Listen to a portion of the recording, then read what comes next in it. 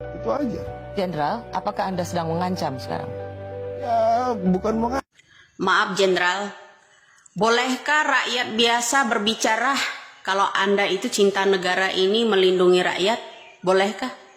Dari segi omongan Bapak Kasat ini ya mengenai kasus Boyolali bertentangan banget dengan Bapak Andika ya pendapatnya.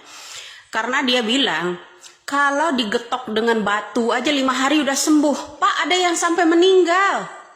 Ya, ucapan itu nggak sinkron. Masa yang namanya ajal, yang namanya itu dengan apapun. Kalau Allah mau menunjukkan kalian itu kesalahannya seperti apa, arogannya seperti apa, ya seperti itu Pak.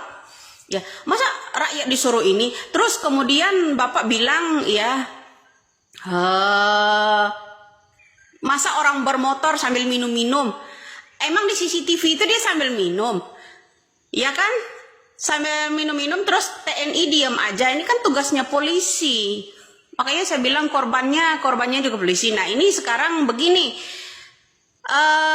Orang yang dipukul dan orang yang di rumah sakit itu menolak bantuan kresek dari Bapak. Ini dibilang udah disetting ya kan, udah disetting demikian rupa agar TNI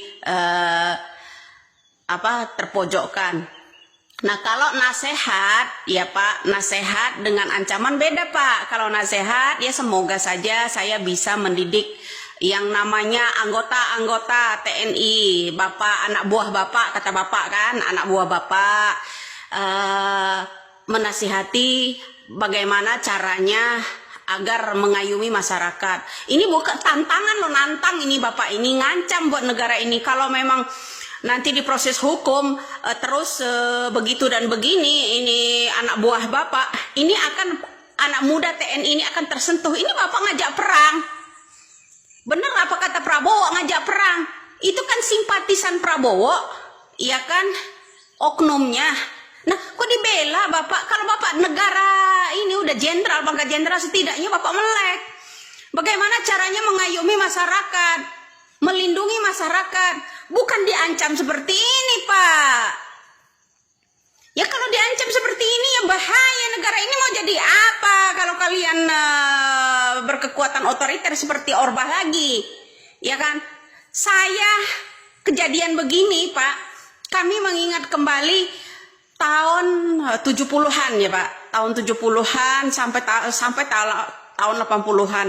Karena kami juga ditindas sama orang-orang yang begini, terancam orang yang begini. Korbannya ini salah satu anaknya. Tembakau kebunnya itu dibakar karena kami menolak pungli. Ya kan? Nah itu Pak. Kalau ini akan dikembangkan sama Bapak seperti ini ya anak muda TNI ya, akan tersentuh ini kalau dia diproses hukum seperti apa dan seperti apa. Ya kan tidak mau disudutkan. Itu kenyataan di CCTV-nya kan ini Pak.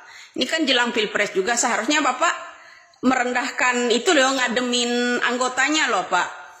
Bapak itu harusnya mengademi sama masyarakat, sama ini bagaimana jalan keluarnya agar Indonesia ini damai. Ini ngancam ini Bapak ini ke negara ini. Mau jadi apa negara kita kalau diancam sama militer model-model begini? Pak, udah jenderal loh Pak. Udah jenderal. Tunjukkanlah ini penggantinya Gatot kayaknya ini.